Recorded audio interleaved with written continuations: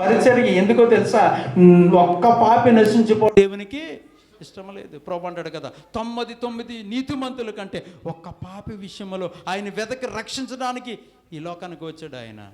హల్లెలూయా. అందుకంటాడు, పాపులను రక్షించుట కొరకు క్రీస్తు యేసు ఈ లోకానికి వచ్చారు. ఈ రోజున ఈ ప్రాంతంలో మీ ఆత్మలు నశించిపోకుండా ప్రార్థించి దేవుని పాదాలు పట్టుకుని దేవుని సన్నిధిలో విలపిస్తూ కన్నీరు కారుస్తూ రోధిస్తూ అంగలారుస్తూ ఉన్నారంటే ఈ దైవజనులు బట్టే దేవుడు మీ కుటుంబాన్ని కాపాడుతూ ఉన్నారు. దేవుని సన్నిధి మీకు ఆయన కంచి వేశాడు. స్తోత్రం చెప్పండి అందరూ. ఏబు చుట్టూ దేవుడు ఏం చేశాడంటే కంచి వేశాడట, తన బిడ్డల చుట్టూ కంచి వేశాడట. ఈ రోజున ఆ ఏబు కూడా ఏం చేశాడో తెలుసా? ఉదయమున అరుణోదయమున లేచి తన బిడ్డల కొరకు దేవుని సన్నిధిలో బలిపీఠం కట్టి ప్రార్థన చేసేవాడట. వారి పాపములు దేవుని దగ్గర ఒప్పుకునేవాడట. దేవుడు అందుకే ప్రపంచంలో ఎవరికి జరగలేని ఒక అద్భుతం ఏంటి చెప్పమంటారా? ఏబు గ్రంథంలో చెప్పండి. ప్రపంచంలో ఎవరికి జరగలేదేమో. చాలామంది మనకు విశ్వాసం ఏంటంటే చనిపోయిన తర్వాత వారు భయభక్తులు కలిగి దేవుని రాజ్యంలో ఉన్నారు, ఒక రోజున చూస్తామని నిరీక్షణ మనకు ఉంటుంది. చనిపోయిన వారు కూడా లాజరు కూడా లేచాడు, కానీ ఇంకా చాలామంది యాయిరు కుమారుని పాడిముట్టి దేవుడు బ్రతికించాడు. కానీ ఇవన్నీ అద్భుతాలే, ఆశ్చర్యకార్యాలే. నడిచి వెళ్తుండగా కుష్ఠరోగులు మరి పసిపిల్ల దేహం వల్ల అయిపోయింది, గుడ్డివారు చూచారు, నడకలేని వారు నడిచారు. ఎన్నో ఆశ్చర్యకార్యాలు. ఆయన నీటి మీద నడిచాడు, తాను కూడా పేతురును కూడా నడిపించాడు. అటువంటి గొప్ప దేవుడు ఒక అద్భుతం చేశాడు ఏబు పట్ల. ఏంటో తెలుసా? యెహోవా ఇచ్చాను, యెహోవా తీసుకున్నాను, యెహోవా నామమునకే మహిమ స్తుతి ఘనత కలుగునగాక అన్నాడు. భార్య వచ్చేమంది దేవుని దూషించి మరణము కమ్మ. చూడండి, దుఃఖములో కష్టములో వ్యాధిలో ఉన్నప్పుడు తన భర్తను ఓదార్చి ధైర్యపరిచి దేవుడు మనకు మరలా జ్ఞాపకం చేసుకుంటాడని, అద్భుతాలు చేస్తాడు, దేవుడు మన స్థితిని జ్ఞాపకం చేసుకుంటాడని చెప్పవలసిన ఏబు భార్య ఏమంది? దేవునిని దూషించి మరణం కమ్మంది. అప్పుడు ఏమన్నాడు తెలుసా? దేవుని చేత మేలు అనుభవించుదుమా, కీడు అనుభవింపతాగమా. గట్టిగా స్తోత్రం చెప్పండి. ఒక్క మాటలో కూడా దేవునికి విరోధంగా పాపం చేయలేదట. అందుకే దేవుడు చూడండి, చివరిగా తన స్నేహితుల కొరకు ప్రార్థన చేసిన తర్వాత రెండంతలుగా దేవుడు మునుపటి కంటే అధికమైన మేలుతో అతన్ని ఆశీర్వదించాడు. నమ్మిన వారు స్తోత్రం చెప్పండి. అతడంట తన స్నేహితుల్ని క్షమించాడట, ప్రార్థన చేయమన్నాడు. దేవుడు రెండంతలుగా ఇచ్చాడు. అందుకే అంటాడు, మనం చూసినట్లయితే 3000 ఒంటెలను 6000గా, 500 జతల ఇళ్ళు 1000 జతల ఇళ్ళుగా అలాగూ డబల్ అయిపోయినాయి. అందరూనంట చూడండి, అతను వ్యాధిలో ఉన్నప్పుడు, ఆహారం లేనప్పుడు, కష్టంలో ఉన్నప్పుడు ఎవరు కూడా అతనిని ఆదరించలేదట. కానీ ఇలా చూడండి, అందరూ వచ్చేట అతడు స్వస్థపరచబడిన తర్వాత దేవుడు రెండంతలుగా ఆశీర్వదించిన తర్వాత మరలా అన్నీ వచ్చేసిన తర్వాత సేవకులు పనివారు అందరూ వచ్చేసిన తర్వాత ఇలా చూడండి, ఒక్కొక్క ఉంగరం తీసుకొని వచ్చాట. ఏం చేశారంటే చెప్పండి, ఎంతంత బాధలు ఉందివే అన్నారంట ఏబును. స్తోత్రం చెప్పండి. ఎప్పుడు అన్నీ ఉన్నప్పుడు అందరూ వస్తారు, కానీ కష్టంలో అందరూ విడిచిపెట్టదు. కానీ నా దేవుడు కష్టంలో నిన్ను ఆదుకునే దేవుడు. ఆయన దీన దశలో ఉన్నప్పుడు దేవుడు జ్ఞాపకం చేసుకుంటాడు. నమ్మిన వారి స్తోత్రం చెప్పండి. హల్లెలూయా. అయితే అక్కడ జరిగిన విషయం ఏంటి తెలుసా? మరలా ఈ ఆస్తి ఎవ్వరూ కూడా కష్టంలో ఆదుకొనలేని వారు, ఈ బంధువర్గము, స్నేహితులందరూ కూడా మరలా ఈ ఆస్తిని అనుభవిస్తారేమో. దేవుడు ఒక అద్భుతం చేశాడు. ఆ అద్భుతం ఏంటో చెప్పండి అమ్మా. మరలా దేవుడు వారికి గర్భఫలం ఇచ్చి, ముందు ఎంతమంది కుమారులు ఉన్నారు? చెప్పాలి, 7 చెప్పాలందరూ. 7 కుమారులు, 3 కుమార్తెలు. దేవుడు 10 మంది సంతానాన్ని దేవుడు ఇచ్చారు. మీరు ఎక్కడైనా చరిత్రలో చూడండి, బైబిల్లో కానీ ఎక్కడా కూడా చనిపోయిన 10 మంది బ్రతకడం, మళ్ళా ఆశీర్వదించబడడం ఎక్కడ మనం చూడం. ఎందుకు తెలుసా? ఏబు అంత యథార్థవర్తుడు, న్యాయవంతుడును, చెడుతనమును విసర్జించిన వాడు, యెహోవా యందు భయభక్తులు కలిగిన వాడు. దేవుని బిడ్డలారా, దేవుని ఎడల యథార్థవంతుడిగా ఉంటే దేవుడు నిన్ను ఆశీర్వదిస్తూ ఉంటాడు. యథార్థవంతుడు అంట అంతకంతకు తేజరిల్లుతాడట. దేవుడు మీ కుటుంబాలను అంతకంతకు తేజరిల్లింప చేయును కాక. నమ్మిన వారి స్తోత్రం చెప్పండి. ఈ మోషే ఒక బాగా చూడండి, ఒక అద్భుతమైన కార్యం చూడాలి. మోషే ఏం చేశాడో తెలుసా? ఈ తెగులు వచ్చినప్పుడు ప్రజలందరూనంట దేవుని సన్నిధి నుండి తెగులు ప్రారంభించబడి, ఇలా చూడండమ్మా, ఇలా చూడండి, ఒక త్వరగానే ముగిస్తాను. తెగులు వచ్చి దేవుని సన్నిధి నుండి ఎవరైతే పాపం చేసి దేవునికి విరోధంగా, సేవకులకు విరోధంగా ఉన్నారో వారందరి మీద తెగులు ప్రారంభించబడట, అందరూ కూడా చనిపోవడం ప్రారంభించారట. మోసే ఏం చేశాడు చెప్పనా? ధూపార్తిని చేత పట్టుకుని దేవుని సన్నిధిలో నుంచి పరుగున వెళ్ళి ఎవరైతే చనిపోతున్నారో చనిపోతున్న వారికి బ్రతికి ఉన్న వారికి మధ్యలో నిలబడ్డాడట. దేవునికి మొర్రపెట్టాడట, ప్రభా ఆ చనిపోతున్న ఆ తెగులు ఈ బ్రతికున్న వారి మీదకి రాకుండా ఆపమని మోసే దేవుని దగ్గర మొరపెట్టాడట. సేవకుని బాధ్యత ఏంటో తెలుసా?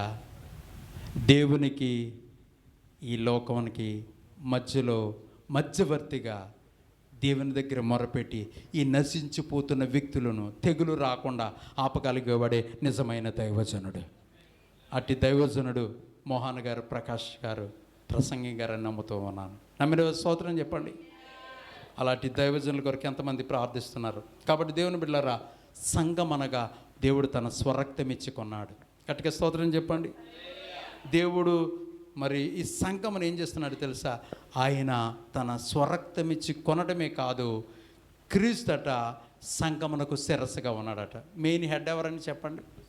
యేసుక్రీస్తు వారు. నమ్మిన వారి స్తోత్రం చెప్పండి. హల్లెలూయా.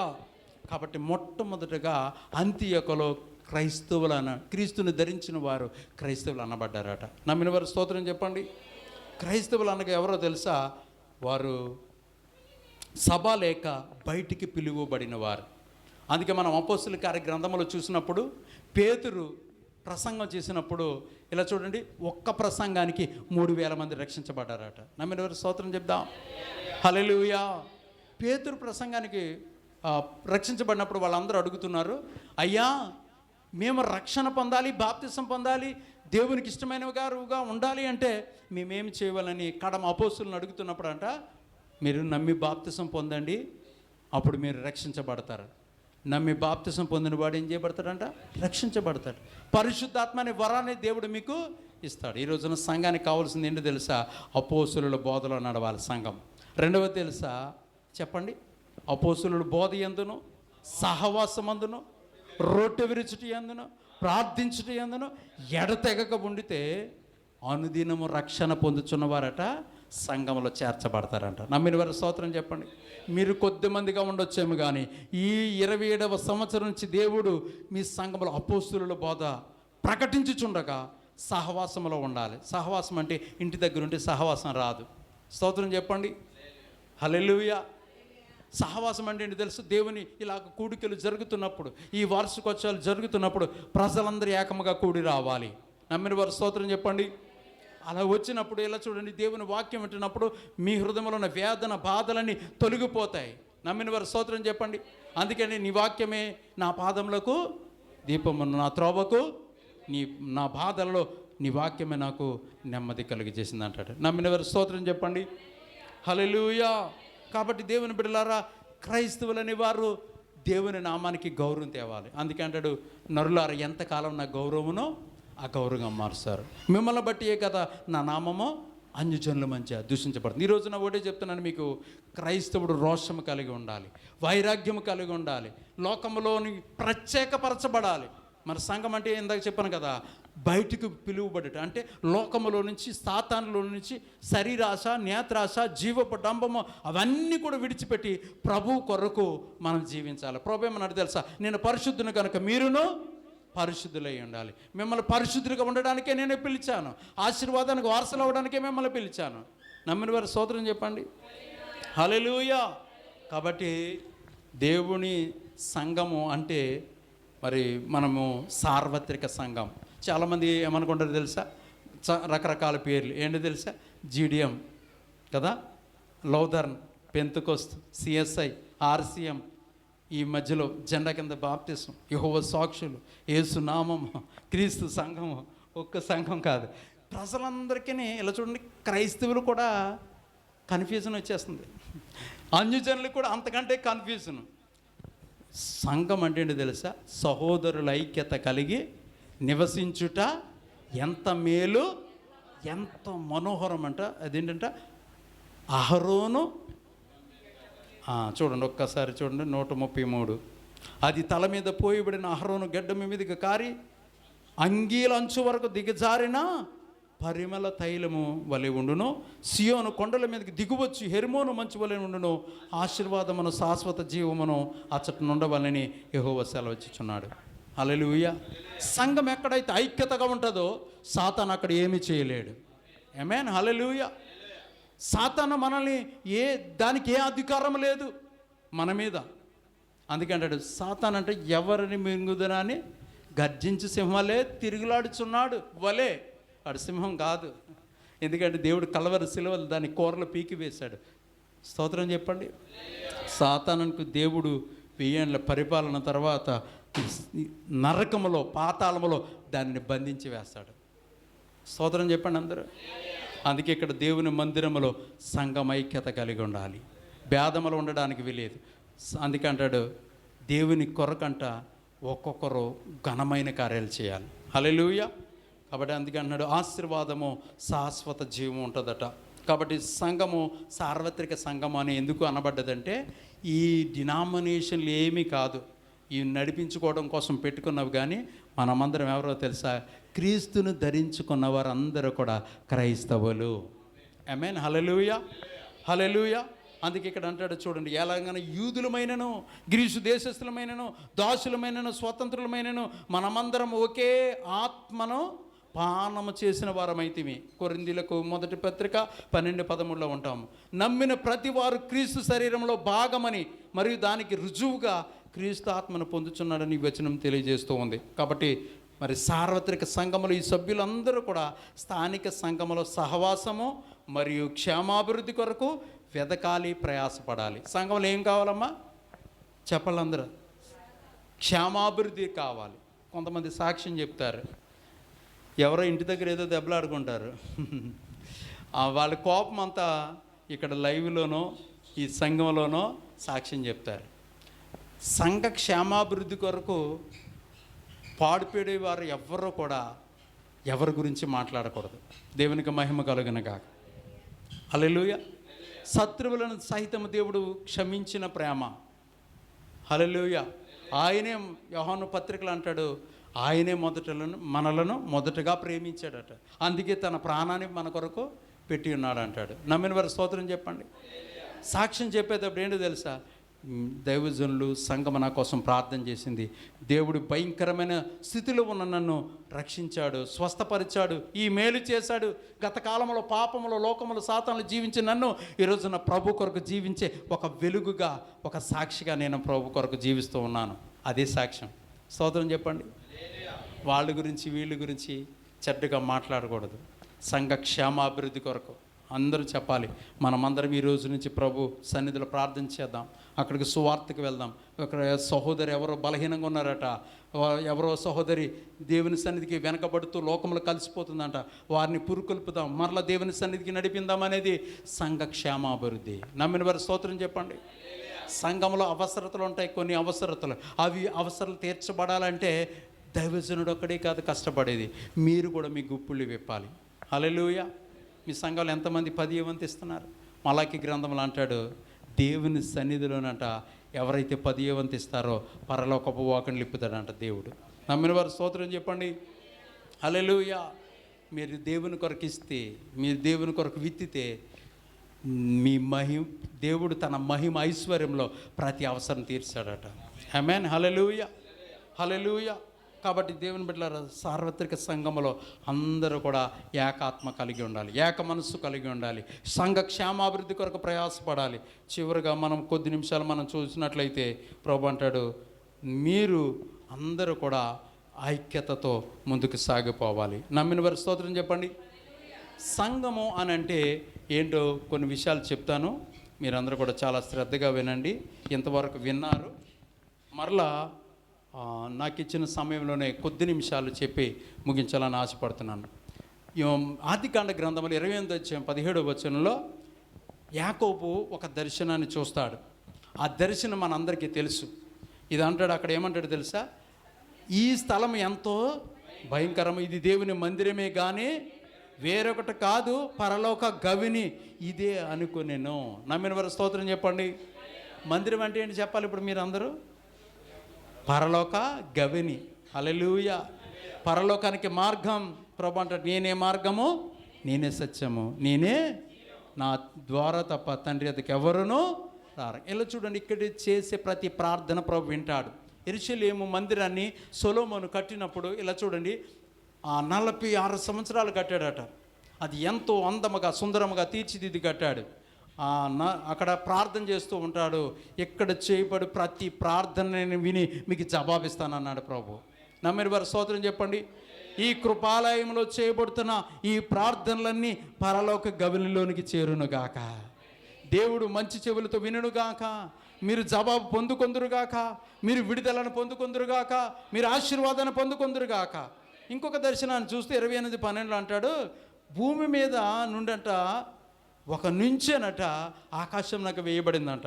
అక్కడ ఏం జరుగుతుందో తెలుసా చెప్పండి? దేవుని దూతలు ఎక్కుచూ దిగుచూ ఉన్నాయంట. నమ్మిన వారి స్తోత్రం చెప్పండి. ఇక్కడ మందిరంలోకి వస్తే ఏం జరుగుతుందో తెలుసా? దేవుని దూతలు దిగుచూ ఎక్కుచూ ఉండే స్థలం ఇది.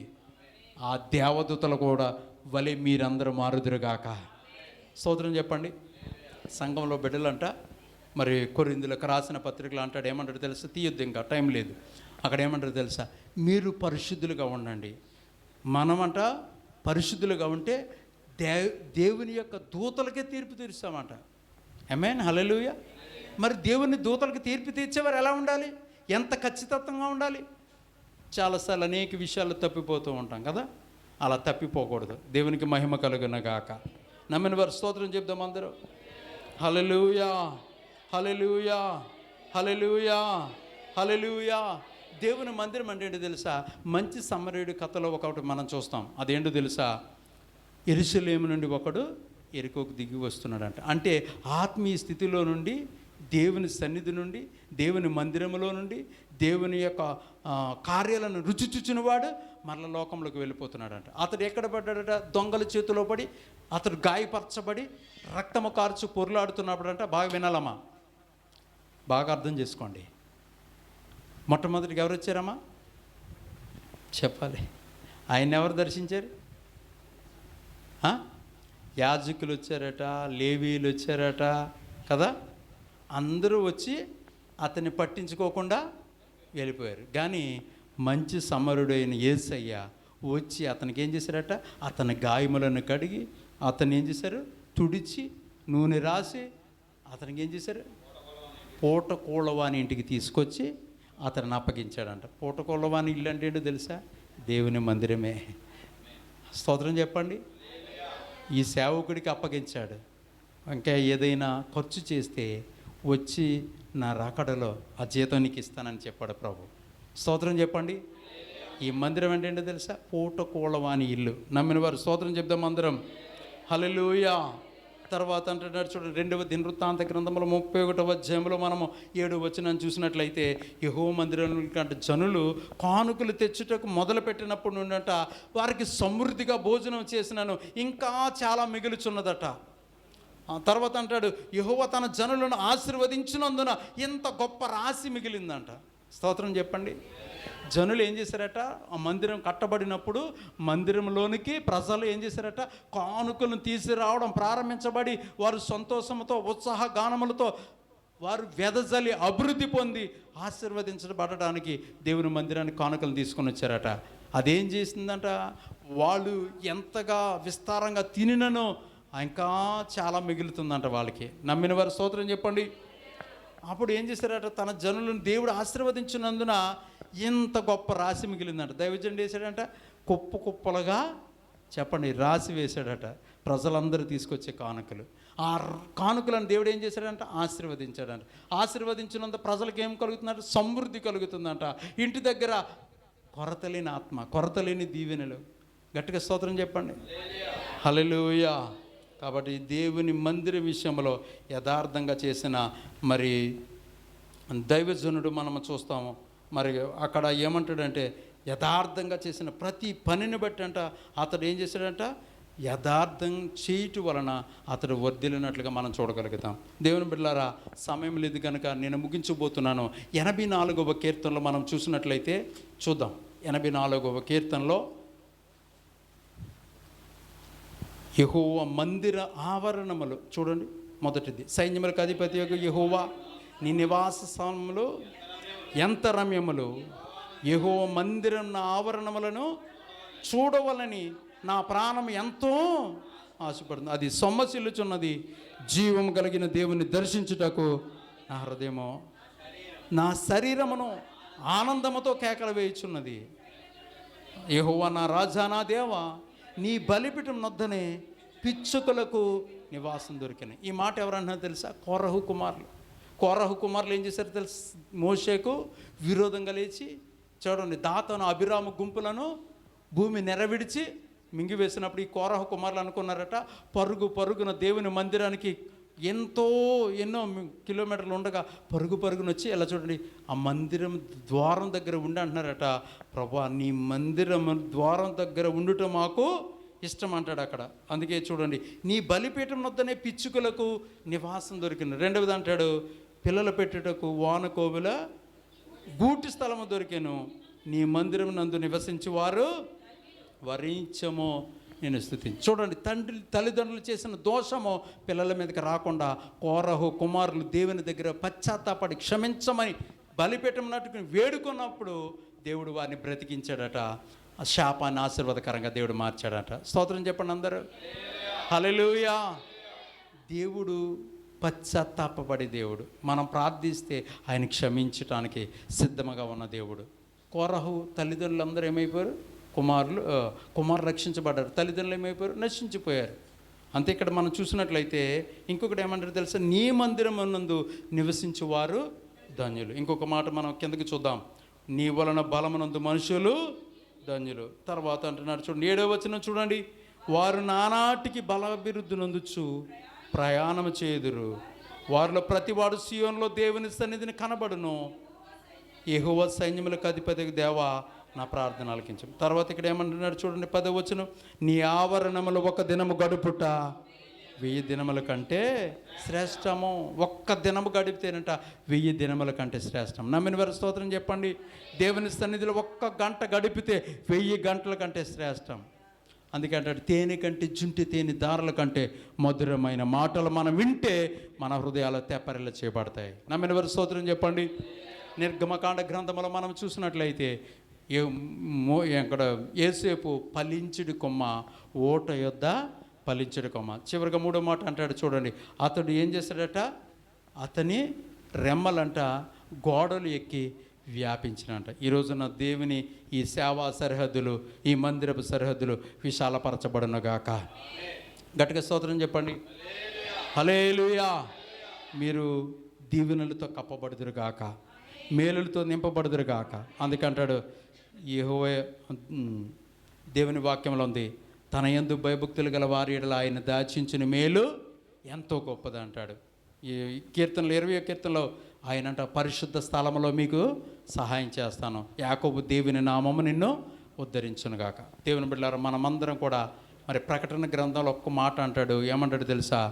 ఎవని పేరైన జీవ గ్రంథమందు వ్రాయబడని ఎడల వాడు ఎలాగుంటాడంట? వెలుపుట ఉంటాడంట, నిత్యాగ్ని గుండానికి వెళ్ళిపోతాడంట, అగ్ని ఆరదు పురుగు చావదు అంటాడు. మరణం వరకు నమ్మకంగా ఉండు, జీవ కిరీటాన్ని మీకు ఇస్తానంటున్నాడు. జయించు వానికి నాతో కూడా నా తండ్రి సింహాసనం మీద కూర్చుండబెడతాను. అంతేకాదు, ఇంకొక మాట ఏమంటాడంటే, చివరిగా సమయం లేదు కనుక ఏదేని వనములో ఆదామవ్వలు జీవవృక్ష ఫలం భుజించాలనుకున్నారు, కానీ వారు ఆజ్ఞాతిక్రమమే పాపము. తినవద్దన్న పండు తిని దేవునికి దూరం అయిపోయారు, ఆశీర్వాదాన్ని కోల్పోయారు, భయం వచ్చింది, మరణం వచ్చింది. అప్పుడు ఏమైంది తెలుసా? వాళ్ళ కళ్ళు తెరబడి మహిమ వస్త్రాన్ని కోల్పోయారు, మహిమ దేహాన్ని కోల్పోయారు. అందుకే దేవుడు అన్నాడు, ఆదామా నీవు ఎక్కడంటే భయపడి దాక్కొని నీవిచ్చి నీ స్త్రీ తిని వద్దన్న పండును తిని ఈరోజు ఇలాగ శాపగ్రస్తులుగా మార్చబడ్డాం. ఏ దేని వనంలో అయితే సర్పము మ్రాను మీద ఎక్కి చెట్టు మీద ఎక్కి ఏ విధంగా అయితే ఆదామవ్వలను మోసం చేసి ఈ సృష్టి అంతా కూడా మిగుల ఏమైపోయింది? సాతాను చేతిలోకి వెళ్ళిపోయింది కదా. ఒకటే అక్కడ ఏం చేశాడో తెలుసా? ఖడ్గజ్వాలను పెట్టి దేవుడు అక్కడ జీవవృక్ష ఫలాన్ని తింటే వాళ్ళు మరలా జీవిస్తారేమని దేవుడు దానిని కాపలా ఉంచి ఖడ్గజ్వాల, బాగా వినండి, ఖడ్గము అంటే నరికేస్తుంది, లోపలికి వస్తే జ్వాల కాల్చి బూడిది చేసేస్తుంది. ఏదేని వనంలోనికి అడుగు పెట్టకుండా ఆశీర్వాదాన్ని కోల్పోయిన ఆదామవలను దేవుడు బయటికి ఎంటివేశాడు. అప్పుడు జరిగిన విషయం ఏంటో తెలుసా? ఈ భూమి మీద ఆ జీవవృక్షాన్ని దేవుడు తీసివేసి ఎక్కడ పాతాడు? పరలోకంలో ఉంది. 1000 ఏండ్ల పరిపాలనలోనంట అది ఉదయాన్నే మొలిచి మధ్యాహ్నానికి పెద్దదై పిందులు కాసి సాయంత్రానికి ఏమవుద్దట చెప్పాలి, కాయ రాలిపోద్దట, వాడిపోద్దట. పరలోకంలో మనం వెళితే సింహాసనం పొందుకుంటాం, జీవ కిరీటాన్ని, 7 కిరీటాలు దేవుడు మనకిస్తాడు. పరలోకంలో మనం ఎలా ఉంటామంటే దేవదూతల వలె ఉంటాం. పరలోకంలో మనకు జీవవృక్ష ఫలాన్ని దేవుడు మనకు ఇస్తాడు. చివరిగా ఆయన మనతో కాపురం చేస్తాడు. మనము దేవుని ప్రజల వలె అక్కడ యుగయుగాలు దూతల వలె ప్రభువును, శరాపులు, కేరూబులు, మహాదూతులు ఎలాగైతే ఆరాధిస్తాయో అలాగ ఆరాధిస్తాం. అట్టి కృప దేవుడు ఈ సంగమనకు రెక్కలు కలిగి వధువు సంగమగా, సార్వత్రిక సంగమగా పరలోకములో దేవుడు నిలుపునుగాక. ఎవరు కూడా ఈ సంఘంలో విడివబడకూడదు, అందరూ కూడా ఎత్తబడదురు. విడివబడితే 7 ఏండ్లు శ్రమలు, ఒక్కసారి తేలికుడితే 6 నెలలు బాధపడతావంట. అందుకే విడివబడకూడదని దేవుడు ఈ దైవజనులు ఇక్కడ ఏర్పాటు చేసి ఈ సంఘమును ఈ విధంగా నడిపిస్తున్నాడు. నీవు పరిశుద్ధుల గుంపులో ఉందువు కాక, ఆయన రాజ్యంలో ఉందువు కాక, జీవ గ్రంథంలో మనమందరం ఉందువు కాక. లేచి నిలబడదాం, చిన్న ప్రార్థన చేసుకుందాం. హల్లెలూయా, హల్లెలూయా, హల్లెలూయా, హల్లెలూయా, హల్లెలూయా, హల్లెలూయా, హల్లెలూయా, హల్లెలూయా, హల్లెలూయా, హల్లెలూయా. ఒక పల్లవి చరణం పాడి ప్రార్థన చేసుకొని ముగించుకుందాం. అర్హత లేకున్నా ప్రేమించావు, ఇది కేవలం నీ కృపయే. ఓకే, పాడదామా? ఓకే. అర్హత లేకున్నా ప్రేమించావు, ఇది కేవలం నీ కృపయే. యోగ్యత లేకున్నా హెచ్చించావు, ఇది కేవలం నీ కృపయే. కృపయే, కృపయే, నేనేమై ఉన్నానో నీ కృపయే. కృపయే, కృపయే, నేనేమై ఉన్నానో నీ కృపయే. అర్హత లేకున్నా ప్రేమించావు, ఇది కేవలం నీ కృపయే. యోగ్యత లేకున్నా హెచ్చించావు, ఇది కేవలం నీ కృపయే.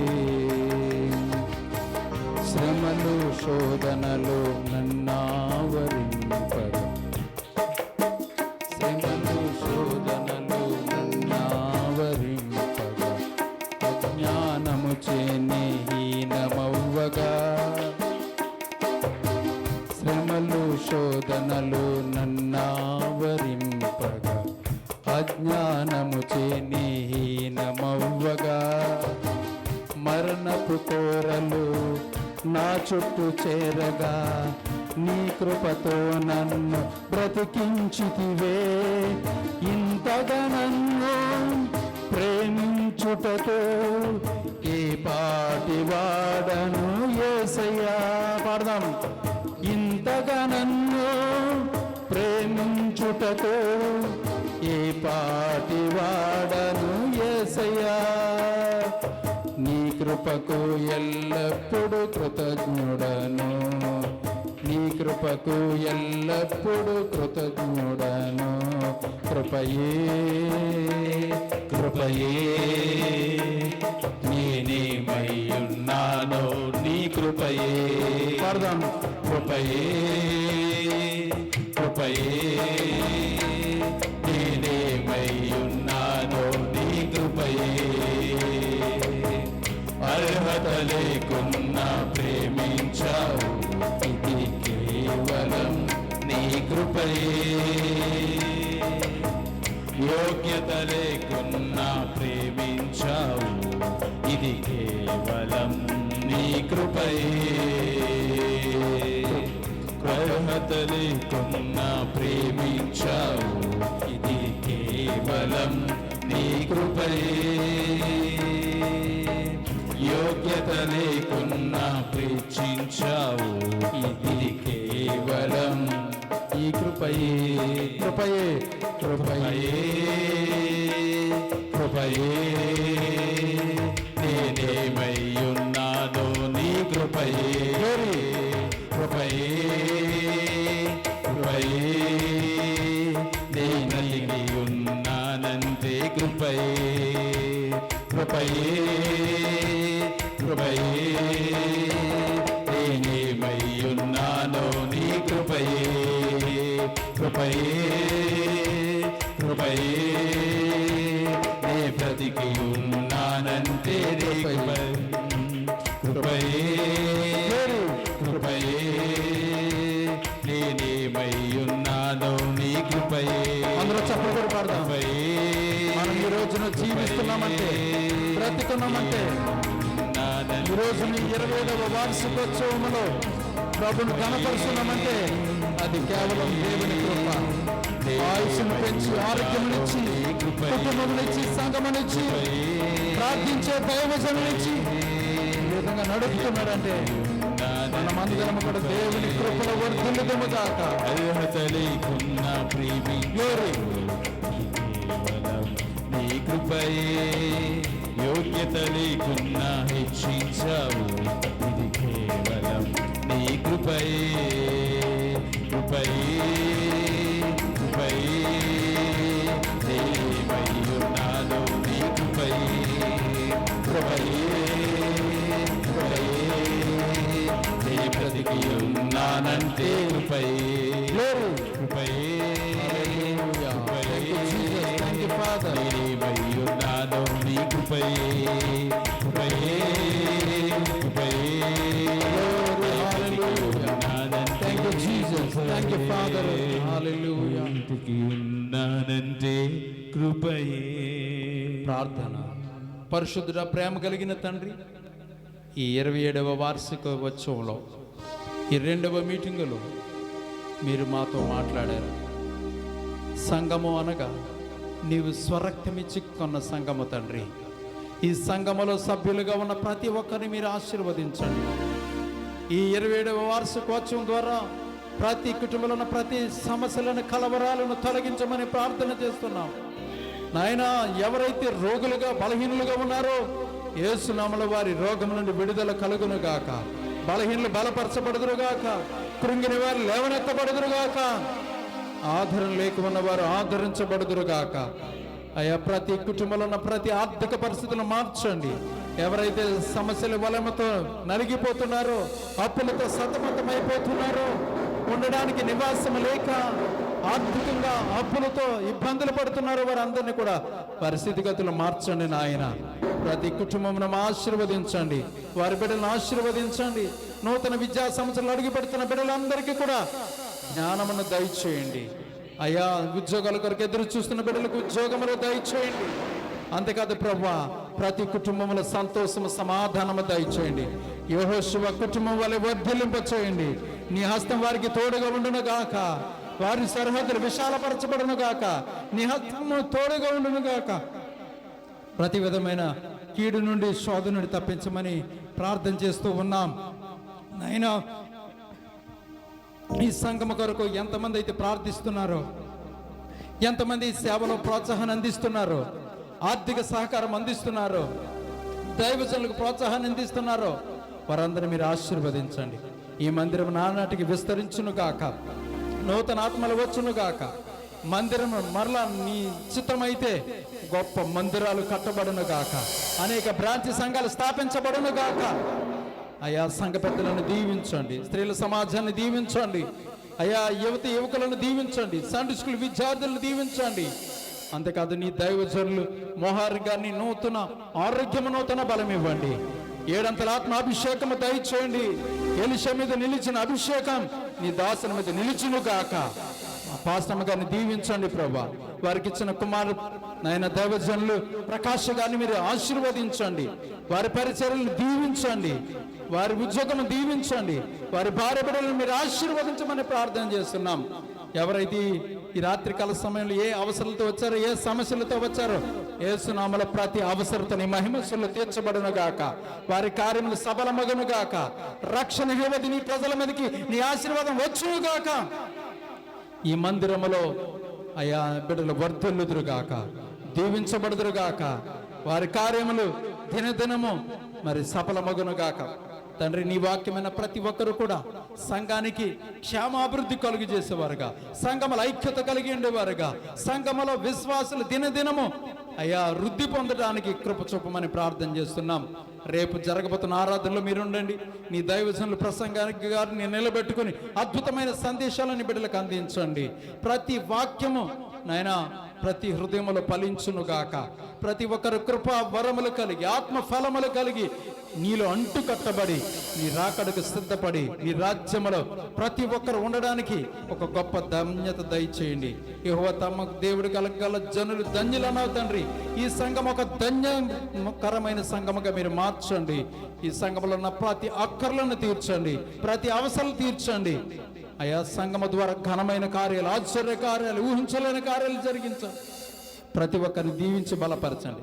ప్రతి ఒక్కరు కూడా గృహాలు తిరిగి వెలుచుండుగా తండ్రి క్షేమంగా చేర్చమని ప్రార్థన చేస్తూ, నన్ను ప్రేమతో ఆహ్వానించిన ఈ దైవజనులను సంఘమును నానాటికి ఆశీర్వాదములతో, దీవెనలతో, మేలులతో తృప్తిపరచమని, మేము కూడా మా ప్రయాణాల్లో మీరు తోడుగా ఉండి మా గృహాన్ని కూడా క్షేమంగా చేర్చమని, నీ రాకడ ఆలస్యమైతే మరలా మేమందరం కలుసుకొని నేను స్తుతించి నేను గణపరిచే భాగ్యం దయచేస్తారని, ఈ మీటింగ్ను దీవెనలతో ఆశీర్వాదాలతో నింపి నడిపించమని యేసు పరిశుద్ధ నామములో అడిగి వేడుకొనుచున్నాము తండ్రి, ఆమేన్. కూర్చుందామండి. అందరికీ వందనాలండి. సమయం ఇచ్చిన దైవజనులకు ప్రత్యేక వందనాలు. మన పరమ తండ్రి ప్రేమ, కుమారుని కృప, పరిశుద్ధాత్మ అన్యోన్య సహవాసము ఎప్పుడును ఎల్లప్పుడూను సదాకాలమును సర్వలోకములకు సంఘములకు బిడ్డలకును భక్తిదాసులకును మీ కృపా సదా తోడై నడిపించును గాక. యేసు రక్తమే జయము, ప్రవేశు రక్తమే జయము, ప్రవేశు రక్తమే జయము, సంపూర్ణ విజయము కలుగును గాక. ఆమేన్, ఆమేన్, ఆమేన్. అందరికీ వందనాలండి. రేపు ఉదయము ఆదివారం యథాప్రకారంగా 10 గంటలకి ఆరాధన ప్రారంభించబడుతుంది. చక్కటి ప్రేమ విందు ఏర్పాటు చేశారు గద్దాడి లక్ష్మి గారి కుటుంబం ద్వారా. రేపు సంఘానికి భోజనాలు పెట్టబడుతున్నాయి. ప్రతి ఒక్కరు ఆరాధనలో పాల్గొని ఆరాధన అనంతరము ప్రేమ బిందు స్వీకరించి మీరందరూ దేని మహిమపరచాలని ప్రేమతో మనవి చేస్తూ ఉన్నాను. ముఖ్యంగా ప్రేమ బిందు ఏర్పాటు చేసినటువంటి గద్దాడి లక్ష్మి గారి కుటుంబం వరకు ప్రార్థించండి. అదే సమయంలో చక్కని వాక్యం అందించిన యవనస్తులు, స్త్రీల దైవజనులకు వారి కుటుంబానికి, సంఘానికి